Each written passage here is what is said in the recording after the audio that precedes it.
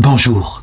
Au cours de sa vie, lorsqu'on voulut faire de Jésus un roi de la terre, à chaque fois il s'enfuit, s'en alla dans la montagne, il ne fuyait pas, au prétexte que être roi, c'était forcément se salir les mains, mais il fuyait parce que son royaume n'était pas de ce monde, il n'était pas venu pour régner matériellement sur les hommes. Par contre, pour nous chrétiens, il peut arriver que notre charge, notre devoir d'État, nous oblige à régner, soit sur une entreprise ou, parfois, sur un royaume au complet. Il y a eu peu de rois canonisés, et en effet, ils devaient sans arrêt au cours de leur vie prendre des décisions qui n'étaient pas le bien et la fuite du mal, mais très souvent, qui étaient le moindre mal. En prenant par exemple des moyens qui, par soi, sont mauvais, qui font des morts, qui tuent des innocents, comme par exemple la guerre.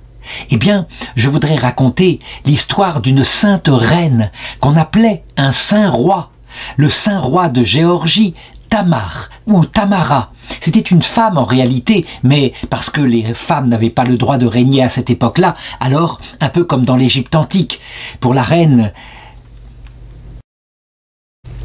Hatshepsut, dont on appelait toujours le roi, donc qui était en costume d'homme, sinon elle n'aurait pas été acceptée, eh bien, de la même façon, les hommes politiques à son service lui donnèrent le titre de roi. Elle a été canonisée par l'Église orthodoxe, elle a une énorme réputation, on peut le dire, hein. Une grande partie de la littérature en langue géorgienne est due à des poètes qui, pris d'inspiration non seulement devant sa beauté physique, mais sa beauté morale, eh bien écrivirent des hymnes, des poèmes. On a par exemple des poèmes qui ont été rédigés au moment de sa vie, alors qu'elle était encore sur terre, comme le poème de Tchakouratsé, dédié à elle au XIIe siècle et qui fait 22 odes en forme de panégyrique. Hein. Tout cela a été réuni dans un recueil qu'on appelle les Tamariani, du nom de Tamar, la reine. De son vivant, on voulut l'honorer et par exemple un écrivain écrivit en vers, environ 6000 vers, le poème intitulé Le Chevalier à la peau de panthère, hein, qui est un poème extraordinaire et qui lui est dédié, mais qui a fondé véritablement l'unité linguistique et politique de la nation géorgienne. Alors, d'abord, sa naissance. Elle est fille de roi, c'est bien évident. Elle est née en 1166 du roi Georges III et de son épouse qui s'appelait Burdun Khan. Sa naissance elle-même a été considérée comme un miracle parce que ce couple royal n'arrivait pas à avoir d'enfants. Et ils l'éduquèrent dans la foi orthodoxe. Hein. Nous sommes évidemment après le schisme avec l'Occident, qui a eu lieu en 1054. Certains s'étonneront encore une fois que dans une vidéo catholique je puisse chanter des louanges d'une sainte orthodoxe, mais qu'il se fasse une opinion. Elle est véritablement de chez nous aussi. Dès sa jeunesse, elle est élevée de manière extraordinairement pieuse, mais aussi en vue de son futur rôle de reine, parce que peut-être le sera-t-elle, ce qui n'est pas normal. Normalement, ça devrait être le fils aîné, mais il n'y a pas de fils, il n'y a que 2 filles. Eh bien, elle est élevée par leur tante qui s'appelle Rousoudan, donc elle, Tamar, ainsi que sa sœur qui s'appelle elle aussi Rousoudan. Et donc, dès le départ, cette femme intelligente, leur tante, va les associer au conseil de la royauté, pour qu'ils assistent aux choses, pour qu'ils puissent s'entraîner, éventuellement prendre des décisions. Il s'avère que très vite, elle montre une grande maturité et son père, qui l'observe, se rend bien compte qu'il faut qu'il l'associe à son trône pour que les nobles, en particulier du royaume, puissent s'habituer petit à petit que ce sera elle qui succédera. Chose qu'il regarde évidemment avec un mauvais œil dans cette civilisation méditerranéenne qui pense que la royauté doit revenir obligatoirement à un homme. Bon, tant que le roi Georges III est en vie, eh bien, quand il associe sa fille aînée à son trône, les nobles sont là. Ils râlent, mais par derrière, ils n'osent pas râler par devant. Cependant, le roi Georges III est bien conscient que, s'il venait à mourir, elle devrait, clairement, imposer son autorité. Et c'est une chose des ennemis de l'intérieur qui ne sera pas facile. Voici une image, une icône géorgienne de cette époque-là qui montre le roi Georges III et sa fille Tamar qu'il a élevée à ses côtés, avec des gardes de part et d'autre.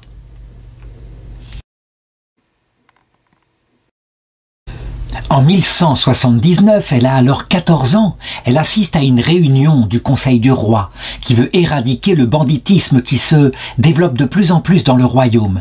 Et lui, le père, il a beau être chrétien, il établit du haut de son autorité, avec le Conseil, une loi très sévère et ceux qui sont pris à faire des pillages, à voler, sont condamnés de la peine la plus haute, la peine capitale. Voilà le climat où elle est élevée. Et je pourrais comparer tout à l'heure avec la façon dont elle se comportera comme reine. Et elle grandit, et elle devient adulte, et elle est pleine de beauté, beauté extérieure, physique. Elle est magnifique et les gens la regardent, mais aussi, on ne peut pas le nier, une grande intelligence, une sagesse, un calme qui se voit au conseil du roi. Et voici qu'arrive le 27 mars 1184, elle a 24 ans, et le roi Georges III décède brutalement alors qu'il est en catétie. Sa femme est déjà décédée depuis longtemps. La nouvelle parvient à Tamar, mais aussi à la tante de Tamar qui l'a élevée, donc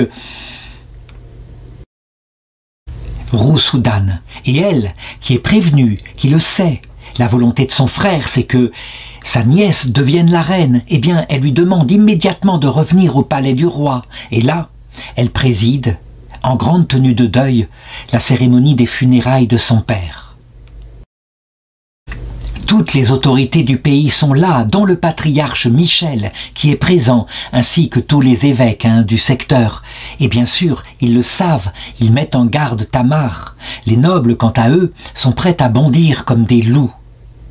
Le testament de Georges III, ils veulent le détruire. Je l'ai dit, le roi Georges III, de son vivant, l'avait déjà fait couronner reine, mais les nobles qui sont là estiment que ce n'est absolument pas suffisant. Ils se présentent au palais et, du haut de leur autorité, avec quelqu'un qui les représente, ils demandent, ils exigent qu'elle soit de nouveau consacrée reine. Évidemment, c'est quelque chose qui est très rusé de la part des nobles. S'ils arrivent à imposer ainsi leur autorité, ils diminueront d'autant le pouvoir de Tamar, et Tamar le sait bien. Donc, dans un premier temps, du haut de son autorité, elle décide de refuser. Mais elle le sait bien, elle entre dans une démarche de force entre deux pouvoirs. Quelle sera la volonté qui cédera le plus ? Elle le sait, il y a deux façons de se comporter face à une opposition. On peut se comporter comme un chêne, tenir tant qu'on peut, et la force, elle l'a. Elle pourrait éventuellement même faire appel à ses gardes. Et puis, il y a, parallèlement peut-être, se comporter comme un roseau. Ça veut dire être capable de négocier pour ne pas humilier les nobles. Et donc, à un moment donné, avec sa sœur, Rousoudan, eh bien, elle décide de faire une sorte de subterfuge. À savoir, elle a refusé. Et sa sœur, qui est tout à fait d'accord avec son refus, il faut qu'elle maintienne son autorité, va donc jouer un rôle auprès des nobles en leur disant « Je vais aller lui parler. Elle ne cédera jamais, mais je la supplierai. Elle a une forte personnalité. » Et tous les deux se sont mis d'accord, évidemment. La sœur vient donc lui parler, et donc de cette façon-là, elle accepte d'être resacrée reine, mais parce qu'elle aurait cédé aux supplications de sa sœur. Et elle le dit, ce n'est pas du tout à cause de la demande des nobles, ce qui fait que son autorité n'est pas disparue. On le voit, elle arrive par ce subterfuge diplomatique, eh bien, je dirais à calmer ceux qui étaient les moins virulents pour la renverser, mais pas tous. Il y a évidemment toute une partie des féodaux qui, eux, n'acceptent pas du tout ce pis-aller et qui entrent en révolte. Et finalement, devant cette action qui est de l'ordre de la sédition qui pourrait aboutir à une guerre civile, eh bien, elle fait marque de son autorité. Elle dépose certains nobles, mais pas tous, les plus remuants, elle les dépose de leur rôle, de leur pouvoir féodal, et donc ils se retrouvent sans rien. Mais elle ne dépose pas tous les rois. On le voit, je l'ai dit au début de cette vidéo, quand on s'engage dans un tel rôle, la direction d'un royaume, on est obligé de prendre des décisions d'autorité, parfois qui peuvent paraître injustes, mais il faut qu'elle pose son autorité pour rétablir l'unité et la paix dans le royaume. Eh bien, par la suite, ayant réussi de cette façon-là à imposer un peu son autorité, eh bien, elle décide de pratiquer la miséricorde et de rendre aux nobles qu'elle avait déposés, de leur rendre leur féodalité, ce qui fait que bien content devant la miséricorde qui est exercée, et manifestement qu'elle a fait sans marquer aucune faiblesse, juste au contraire sa force, la plus grande force étant celle de pardonner, eh bien voilà, elle a établi son pouvoir royal. Et à partir de là, mais ce n'était pas gagné au début, vraiment, le peuple va pouvoir s'en rendre compte, oui. Les arcs et les flèches et les guerres civiles qu'auraient pu envahir le pays, tout cela a été mis de côté et maintenant c'est la joie, le bonheur et l'espoir pour les désespérés, dans toute la ville, dans toute la capitale de la Géorgie. Un pays que je voudrais situer sur la carte, qu'il faut se représenter à l'époque, beaucoup plus grande que ce qu'il est maintenant. Maintenant, la Géorgie est un tout petit État. À l'époque, c'est un immense territoire qui va jusqu'à l'Arménie et qui est tout proche, évidemment, de l'Empire romain d'Orient, donc de Constantinople. Et c'est ainsi que peut avoir lieu la cérémonie solennelle de son couronnement, avec véritablement les plus rebelles qu'elle n'a pas exécutés. Son père, lui, sans doute aurait procédé à des peines de mort. Elle, jamais. Elle n'a pas versé le sang. Et donc on les voit qui viennent prêter allégeance, qui se prosternent devant elle et qui la reconnaissent comme leur reine. Voici d'ailleurs, à partir de là, le titre que le peuple spontanément lui donnera. Oui, elle n'est pas reine, elle est le roi des rois et la reine des reines. C'est comme ça qu'on l'appellera à partir de ce moment. Et donc si je devais raconter clairement, en me fiant au texte de l'époque, eh bien, elle s'appelle non pas la reine Tamara, mais le roi Tamara.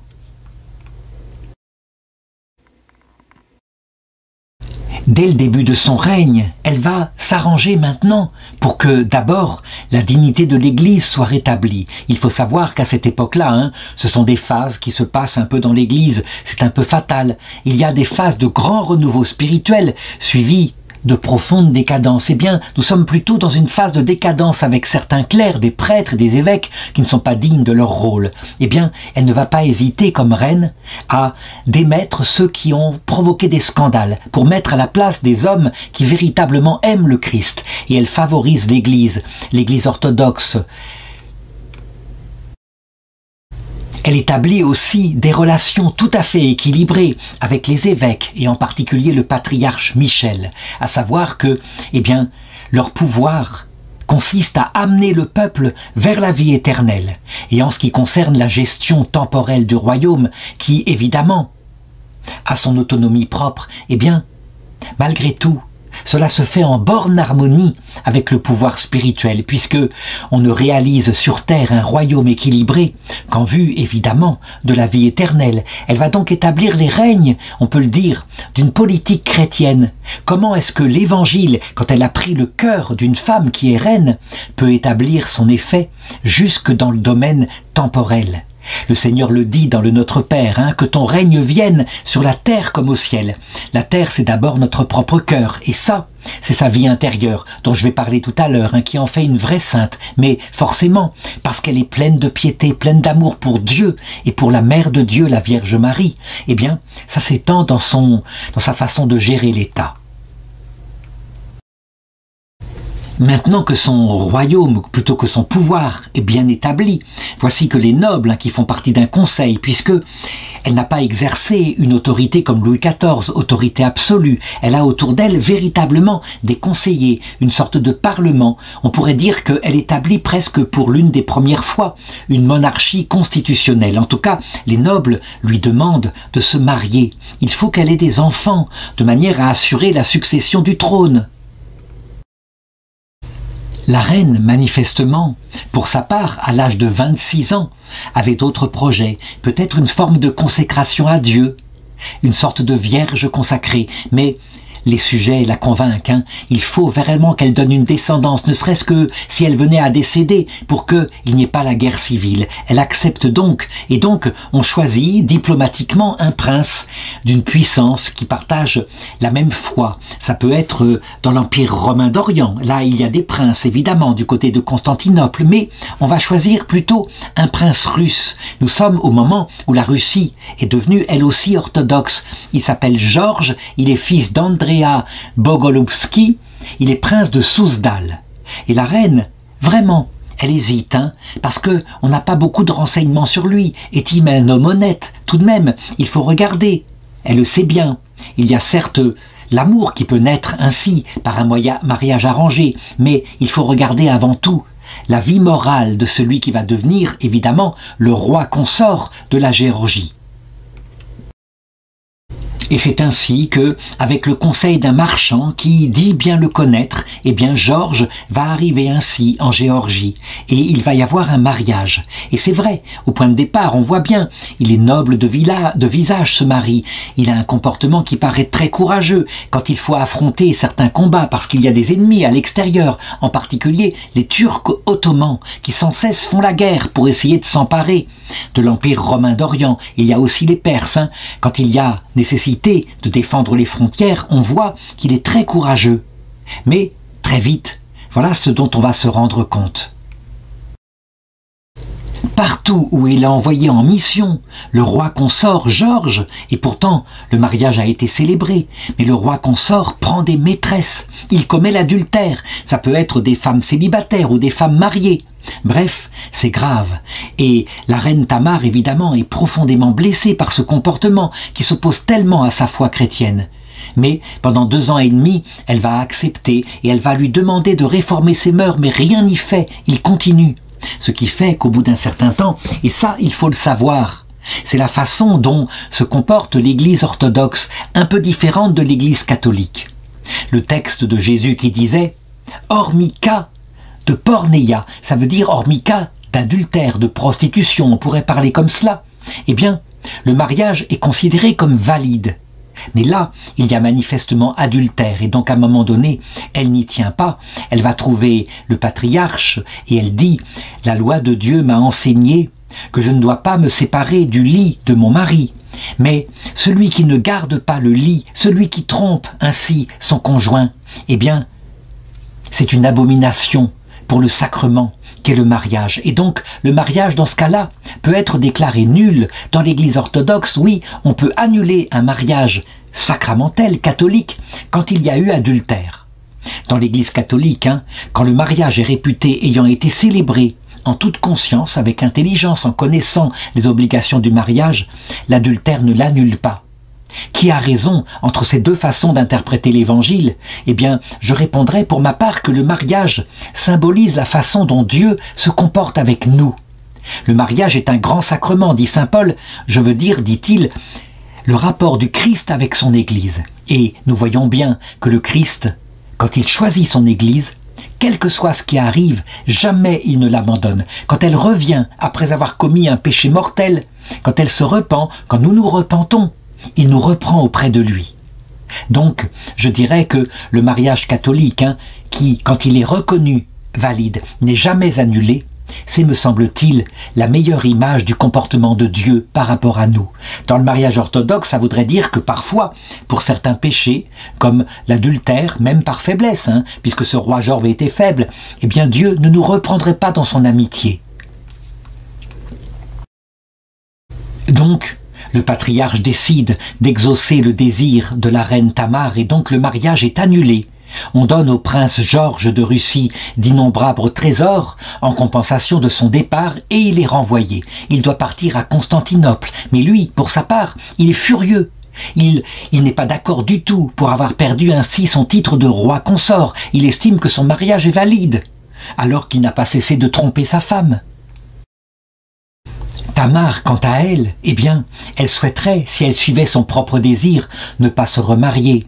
puisque ça a été source pour elle d'ailleurs d'un déplaisir, ce mariage raté, et d'autre part, eh bien, elle veut se consacrer à Dieu. Mais les nobles interviennent de nouveau et redemandent, puisque toi tu n'as pas commis l'adultère dans l'Église orthodoxe, tu peux et tu dois te remarier. Il n'y a pas de problème, effectivement. C'est le prince russe qui, lui, n'a jamais l'autorisation de se remarier, puisqu'il est responsable de la destruction du premier mariage. Et donc la reine Tamar va accepter une seconde fois. Et cette fois, elle épouse, à 33 ans, en 1193, le roi d'Ossétie qui s'appelle David Soslan et qui devient le nouveau roi consort de la Géorgie. Eh bien, très vite, ce mariage va se montrer heureux, lui va se montrer fidèle, et va naître très vite un premier fils, le futur roi Georges IV, celui qui prendra sa succession à la mort de sa mère. Et puis ensuite, une jeune fille appelée Roussoudane Ier, qui deviendra elle aussi un jour reine de Géorgie. Là encore, évidemment, ce mariage a été arrangé, et en particulier par sa tante, celle qui l'avait un peu élevée, Roussoudane, et qui a insisté, et elle a accepté, c'était un bon conseil. Cependant, le premier mari, Georges le Russe, ne va pas cesser, lui, pour sa part, de se révolter, d'essayer de reconquérir sa place, quitte à faire la guerre. Il essaiera d'entreprendre toutes les démarches possibles auprès d'autres patriarches orthodoxes pour dire que quelqu'un s'était assis sur son trône et que c'était un usurpateur. C'était David le roi d'Ossétie. Mais rien n'y fit, bien sûr. Elle envoie évidemment un petit détachement pour lui faire la guerre. Évidemment en essayant de verser le moins de sang possible. Et donc lui qui avait conquis, donc Georges le Russe, une ville du côté du sud de la Géorgie, eh bien, il est vaincu et il ne peut que s'enfuir avec simplement quelques richesses et 2 esclaves. Et donc, elle peut recommencer, la paix étant revenue, son fils étant né, elle peut recommencer à gérer le royaume et elle va montrer cette même sagesse, cette grande sagesse qui va faire l'admiration des siècles à venir. Une sagesse si grande, une si grande puissance que le royaume de Géorgie atteint de son époque sa plus grande apogée, au point d'ailleurs que les Turcs qui sont là, qui sont aux aguets, deviennent fortement jaloux. Ils estiment que c'est une puissance même qui peut quelquefois peut-être leur porter tort. Et donc c'est ainsi, à cause de la grande puissance du royaume de Géorgie, que en 1195, elle a alors 35 ans, les Turcs organisent une grande campagne de coalition musulmane pour s'attaquer, pour renverser éventuellement la royauté géorgienne. Et ils donnent le pouvoir à un général qui s'appelle Atabag Aboubakar d'Arbadassan. Là, évidemment, c'est un danger mortel pour le petit royaume, pour le grand royaume à l'époque, grand royaume chrétien. On le sait, les Turcs n'ont qu'une seule idée, c'est de s'emparer de tous les royaumes chrétiens et un jour peut-être de s'emparer de Constantinople. En tout cas, ils considèrent Constantinople comme la pomme d'or, la Géorgie simplement comme un fruit, mais un premier fruit à atteindre. Alors, qu'est-ce que va faire la reine Tamara ?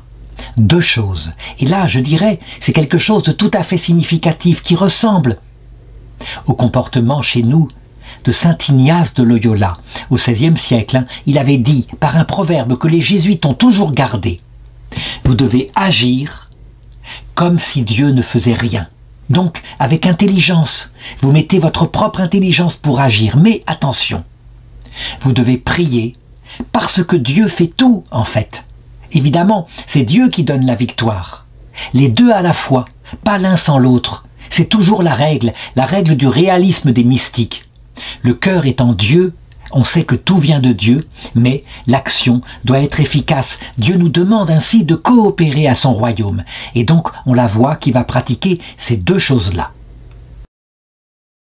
Elle le fait en même temps, la prière ne la quitte pas, mais moi je vais distinguer. Prenons d'abord les commandements qu'elle donne efficaces pour réunir l'armée. Elle ordonne immédiatement au général Anton Schrondindel dépêchez-vous d'écrire et de diffuser l'ordre afin que la cavalerie soit rassemblée rapidement et donnée à toutes les églises et monastères afin que les inexpérimentés puissent effectuer les veilles nocturnes et les litanies partout et envoyer beaucoup d'argent et d'aide aux pauvres afin de prier pour eux. On le voit, 3 actions ont été décidées. La réunion de l'armée, ça c'est un ordre efficace. Deuxièmement, on met en branle les monastères pour qu'ils mettent la prière en branle, pour qu'ils se mettent à désirer de la part de Dieu la victoire. Et troisièmement, on fait des aumônes aux pauvres pour que les pauvres puissent prier et obtenir de Dieu, par leur reconnaissance, la miséricorde. Et l'action est très efficace. En 10 jours, l'armée est en ordre de bataille. Et elle se présente devant l'armée. Et elle leur adresse ce discours qui a été bien noté dans les récits de sa vie. « Mes frères, ne laissez pas vos cœurs être ébranlés par l'abondance qu'ils ont comme arme et le manque que nous avons, nous. Car Dieu est avec nous. Gédéon a-t-il entendu Samson et la multitude des Madianites qui étaient là devant eux pour croire et pour attaquer? Eh bien, tous les Madianites furent vaincus. Ainsi vous, mettez votre confiance en Dieu totalement. Agissez avec justice devant lui et soyez fidèles à chaque heure à la prière au Christ. Marchez au combat dès maintenant et soyez fidèles dans votre cœur, quoi qu'il arrive, à la très sainte Mère de Dieu. Vous verrez, elle sera comme une armée rangée en bataille, elle vous rendra invincible. Et ensuite, un peu comme si elle était reine de l'Ancien Testament, reine du peuple hébreu, eh bien, elle va bénir l'armée. C'est quelque chose d'étonnant, hein? Habituellement, on demande plutôt à l'évêque de bénir ainsi l'armée. C'est elle qui va bénir l'armée. Puis, elle ôta ses sandales et se dirigea avec crainte vers l'église de la Mère de Dieu, et devant l'icône de Marie, elle s'inclina et demanda avec larmes que la Vierge Marie les aide. Encouragés par un tel discours et par cette prière puissante, les chrétiens s'élancent au combat, dirigés par un chef intelligent qui prépare évidemment une sorte de tenaille. Ils attaquent à droite, à gauche l'armée des Turcs et Dieu va être favorable, va leur donner la victoire, une victoire extraordinaire au point que d'ailleurs les drapeaux des Turcs sont capturés. L'armée de Géorgie revient victorieuse de ce grand combat. Et c'est une victoire tellement grande qu'on se dit, eh bien, on est en paix pour quelques années. Les Turcs n'oseront pas se réattaquer à si forte partie. Pourtant, c'est mal les connaître, hein. C'est vrai que le petit peuple géorgien, avec son armée si faible par rapport à l'armée des Turcs, a vaincu. C'est incroyable. En tout cas, la reine Tamar va composer un hymne pour glorifier Dieu et va instaurer, en compagnie du patriarche Michel, une fête en souvenir de cette grande victoire. Voici le poème qu'elle a écrit. Vierge Marie, nous étions devant toi comme le petit David face au champion que les Philistins avaient envoyé. Mais toi, par ta présence et par la présence de ton Fils, Dieu, eh bien, moi, Tamar, je le dis, ton pays est le tien. J'ai reçu l'onction, la qualité de reine. Et toi, tu es venu exaucer ma prière. Alors voici, je t'amène maintenant dans ton sanctuaire le drapeau du calife, le chef des faux justes, des hérétiques, qui étaient comme Goliath devant nous pour nous dévorer tout entier. Et voici ce drapeau, il t'est offert. C'est le drapeau du sultan. On peut le dire, on n'imagine pas à quel point ça a été une victoire extraordinaire contre la sublime porte, hein, et je l'ai dit, qui veut s'emparer de Constantinople. Quant à Constantinople, elle a fait appel à l'Occident, et des armées croisées sont venues à son secours. Mais cette croisade, initiée par le pape Innocent III, a tourné au désastre. Je veux dire par là que les chevaliers d'Occident qui venaient pour aider ont été détournés de leur rôle, et au lieu d'aider Constantinople, ils se sont emparés de la ville, ils l'ont pillée. C'est une véritable catastrophe, hein, au point, on le sait, que le pape Innocent III excommuniera les croisés occidentaux. Et le pire, c'est que un occidental appelé Baudouin de France, le 16 mai 1204, décide d'être l'empereur de l'empire de Constantinople. Et il décide de se partager l'empire tout entier entre les Francs et les Vénitiens qui ont été à la tête de cette ignominie qui s'est passée. C'est quelque chose qui va être une arrogance de la part des chrétiens latins, absolument stupéfiante, contre l'avis du pape, mais qui vient de la convoitise des hommes.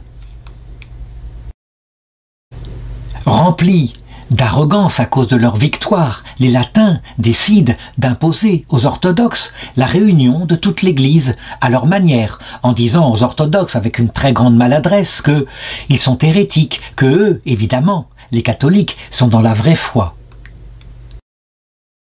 Il y a même un délégué envoyé par les croisés et qui prétend être reçu en audience auprès de la reine Tamara pour lui signifier que maintenant il faut rejoindre l'Église catholique latine et pour cela il propose tout simplement un test.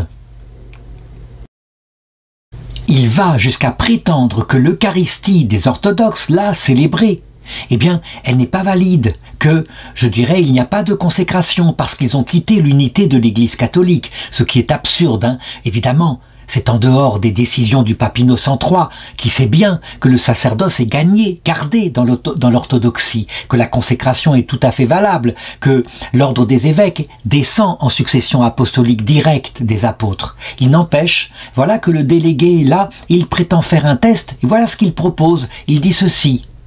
Je vais vous prouver que votre hostie n'est pas consacrée. C'est très simple. Nous allons affamer un chien durant 3 jours pour qu'il ait vraiment très faim.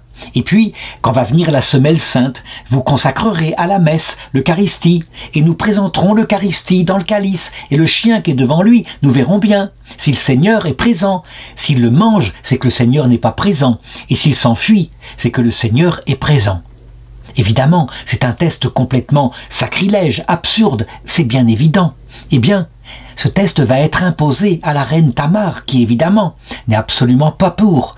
Mais la messe va être célébrée et le chien affamé, quand va lui être présenté le calice contenant l'Eucharistie, c'est ce que va raconter le texte. Le chien va s'enfuir comme une mouflette effrayée.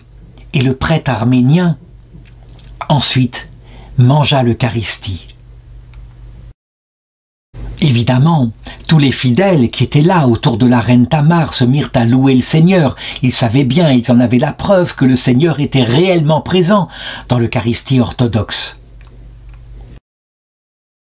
Qu'est-ce que nous révèle cette histoire? Évidemment, à quel point les catholiques latins et les orthodoxes grecs ne se comprenaient plus à cette époque, et à quel point, quelquefois, dans cette région, dans les Balkans en particulier, la haine a pu se durcir à cause d'une histoire très lourde de cette façon-là, de génération en génération.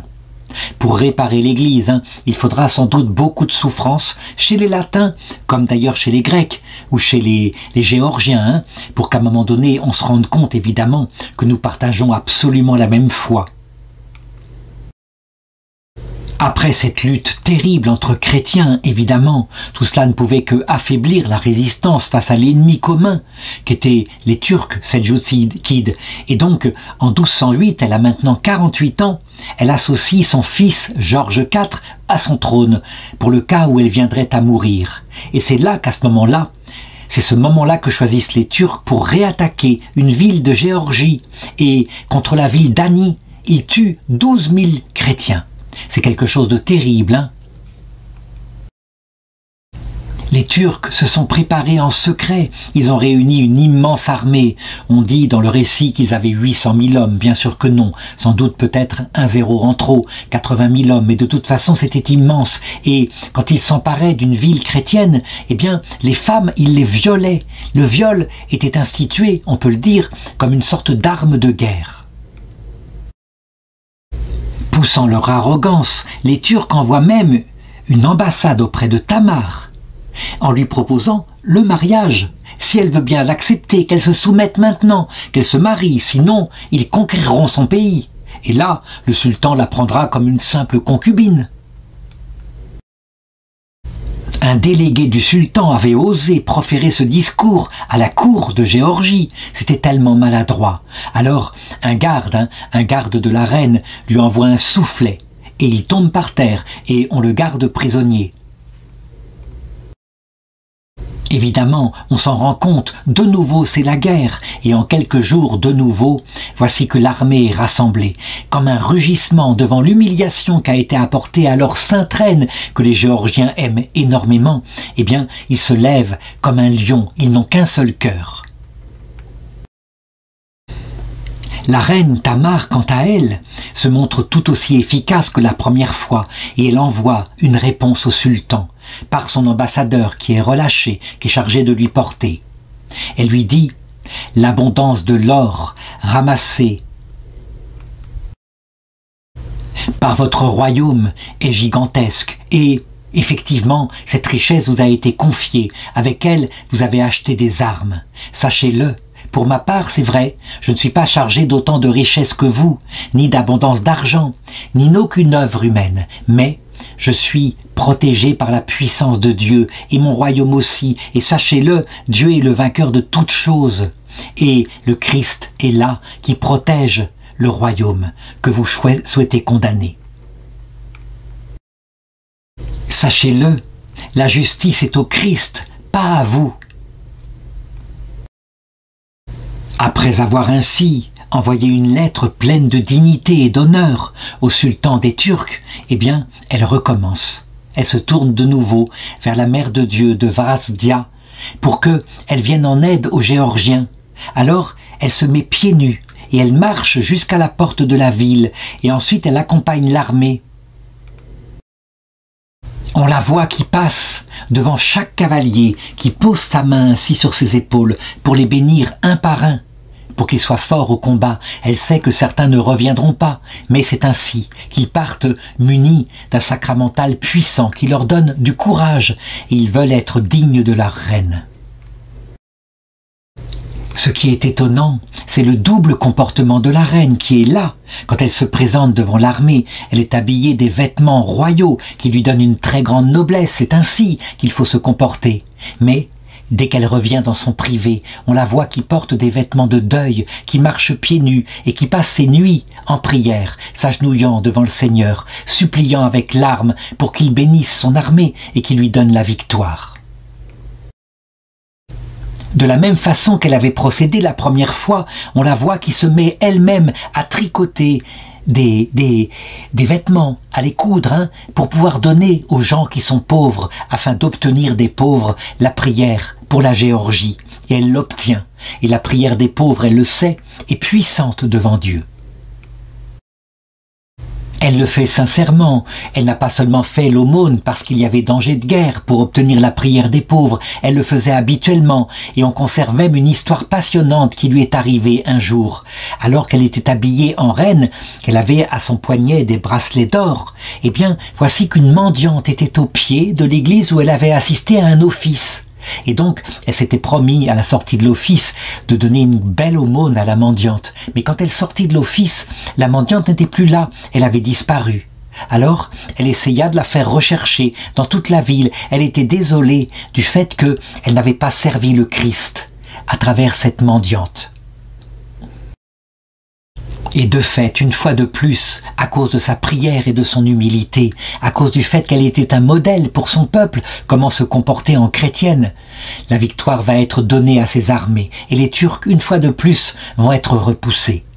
Évidemment, quand on a de tels succès, qu'on est vénéré de tout son peuple, forcément, elle a beau être reine, être priante, connaître ses propres péchés, forcément, vient au bout d'un certain temps la tentation qui nous pend à tous au nez, la tentation de l'orgueil, croire que ça vient de nos propres mérites. Et voilà ce que le Seigneur, qui veillait sur son âme, va lui donner comme rêve à cette période-là, pour la détourner de ce danger. Elle se voit donc un jour, ou plutôt une nuit, elle rêve, et voici qu'elle s'approche, en tenue de reine, du trône de Dieu. Et là, elle se voit en train de se comporter avec une réelle arrogance en disant à Dieu « Je suis un roi conquérant et mon royaume est le plus grand et moi je règne de façon honorable. » et elle s'approche pour s'asseoir sur un trône à la droite de Dieu. Et voici que soudain elle voit arriver un homme habillé en robe blanche, une tenue de baptême, qui l'arrête. Et là, elle s'entend répondre dans le rêve, « Mais ce siège me revient, qui est plus digne de s'asseoir sur ce siège, moi qui ai conquis, eh bien, la puissance pour le royaume de Dieu, au service de Jésus. » Et la voix lui répond, « Non, pas du tout, ce siège ne te revient pas, mais il revient à 12 prêtres qui ont travaillé pour annoncer l'évangile dans ton royaume et qui, eux, ont vraiment souffert, avec beaucoup d'humilité, qui ont beaucoup d'avanie. Et pour cette raison, on lui montre un autre siège qui est à un endroit très éloigné. On lui montre que c'est là qu'elle doit s'asseoir quant à elle. » Ce rêve, évidemment, va la bouleverser et montrer à quel point elle est indigne de Dieu. Il nous rappelle, évidemment, la parabole qui montre un mariage où il y a un homme qui s'approche et se met devant. Et le Seigneur dit, « Crains donc, toi qui te mets devant, que le maître de cérémonie ne te demande de reculer parce que quelqu'un de plus digne ne doit prendre ta place. » Elle va donc sortir de là, véritablement, et de ce rêve bouleversant, avec une conscience de son péché. Elle a compris, on peut le dire, que si elle a obtenu de Dieu une telle puissance, c'était un cadeau de Dieu, ça ne venait pas d'elle. Et donc, elle va se dire que tant qu'elle a la royauté, il faut qu'elle s'en serve pour faire du bien. Elle va favoriser à partir de cette époque-là tous les monastères pour qu'ils puissent se développer, pour qu'ils puissent avoir des beaux bâtiments.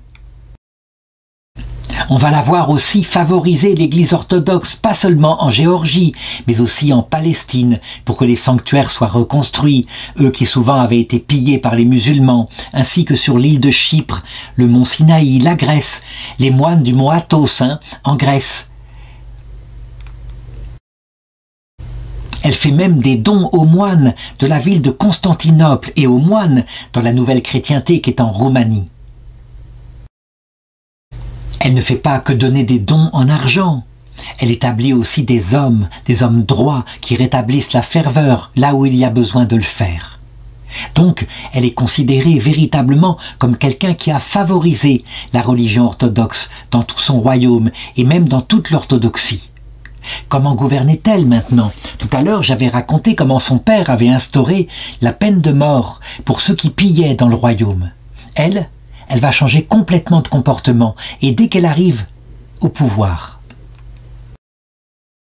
C'est très étonnant parce que la façon dont elle agit se montre à la fois plein d'autorité, mais en même temps, on la voit qui supprime et qui interdit non seulement la peine de mort, mais la torture. Il n'empêche, parce qu'elle exerce avec une grande autorité, il ne va pas y avoir de reprise des pillages. Souvent on le dit, quand on est trop miséricordieux, les bandits se relèvent et se mettent à se dire « on ne craint rien ». Elle, au contraire, elle est capable d'appliquer son autorité, mais avec des peines alternatives à la peine de mort, et elle obtient un meilleur résultat. En ce sens-là, on peut le dire, la reine Tamar est véritablement une reine moderne. On a expérimenté en Occident que la méthode marchait assez bien. Quand on remplace la peine de mort par une prison, et pour les grands criminels la prison à vie, eh bien, la criminalité diminue. C'est contre-intuitif, on devrait dire, mais la peine de mort, elle fait peur aux criminels. En réalité, les criminels estiment ne jamais se faire prendre. Mais quand il y a la prison à vie, c'est comme si le sang ne se répandait pas dans le peuple et n'excitait pas une sorte d'instinct de mort qui réveille les criminels. Étonnant. Il me faut raconter maintenant comment le Seigneur a achevé de préparer le cœur de cette reine si grande, si sainte, pour la vie éternelle. Je l'ai dit, elle ne pouvait que développer forcément un peu de fierté devant les grandes œuvres qu'elle avait accomplies. Le Seigneur devait donc, s'il voulait, qu'elle puisse entrer directement au ciel sans avoir à achever une purification. Il fallait qu'il le fasse par une autre arme.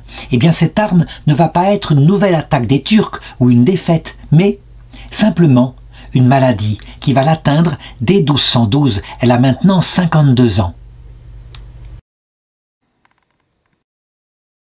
Quand le peuple apprend que leur reine, que leur sainte reine Tamara est malade, Évidemment, il se met en prière. Toute la Géorgie se lève, chante des litanies. Les moines se mettent à prier en se relayant nuit et jour dans les monastères. Ils supplient le Seigneur avec larmes de guérir la reine, plutôt le roi Tamar, porteur de la couronne de soleil. Mais la reine, apprenant cela, eh bien, elle demande à ses serviteurs de ne pas prier, de ne pas s'attrister, de ne pas prier pour qu'elle guérisse, que si son heure est venue, eh bien, quelqu'un d'autre leur sera donné pour être un bon roi, et peut-être son fils, Georges IV. En tout cas, alors qu'elle sent qu'elle est aux portes de la mort, elle va appeler les gens dans la salle où elle repose, et elle va leur adresser ce discours qu'on a gardé précieusement. Elle leur dit « Mes frères, mes fils, je m'appelle Tamara, et je suis à la porte de paraître devant le juge, le plus terrible des juges, celui qui juge les rois de la terre. J'ai régné sur vous de longues années, et maintenant il peut arriver que je vous ai fait du mal. J'ai de l'amour pour vous, et si je vous ai fait du mal, alors je vous demande pardon de tout mon cœur. Maintenant, je dois paraître devant le juge suprême avec le poids de ce que j'ai fait, de ce que je n'ai pas assez fait, et le commandement terrible de paraître devant Dieu.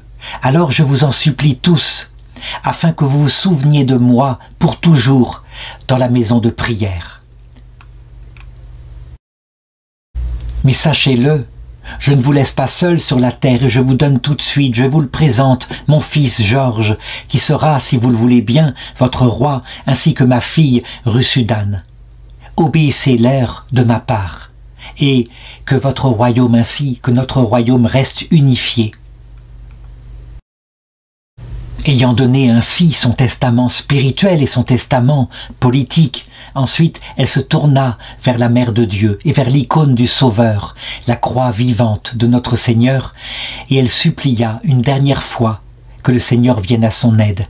Puis elle regarda ses fidèles qui étaient autour de son lit et elle dit « Jésus-Christ, mon Dieu unique, Roi éternel du ciel et de la terre, regarde ce royaume auquel tu as cru, à cette maison, notre pays, la Géorgie, qui a été racheté par ton sang. Regarde ces enfants que tu m'as donnés pour que je règne sur eux. Regarde aussi mon âme. » Et c'est ainsi qu'elle mourut en bénissant une dernière fois son peuple et en laissant derrière elle donc un successeur, le roi Georges IV. Jusqu'à maintenant, on a perdu la trace de l'endroit où elle a été enterrée. On ne sait pas où est son tombeau de la reine, ou plutôt du roi Tamar. Certaines légendes disent qu'elle a été enterrée à Gélati, mais d'autres disent qu'elle a été enterrée dans le monastère de la Croix de Jérusalem. Ce qui est sûr, c'est que jamais le souvenir de cette sainte reine n'a été oublié et que l'Église orthodoxe l'a reconnue évidemment comme sainte, c'est-à-dire non seulement comme modèle, mais comme intercessrice depuis le ciel pour tous ses fidèles sujets et pour la Géorgie qui reste maintenant un royaume fragile, sans cesse attaqué par l'Empire ottoman qui fera tomber évidemment Constantinople quelques siècles plus tard. Mais le royaume des Géorgies est resté fidèle à la foi catholique. Il y a certes eu des conversions à l'islam, ce royaume a beaucoup diminué de taille, il n'empêche, il est resté fidèle.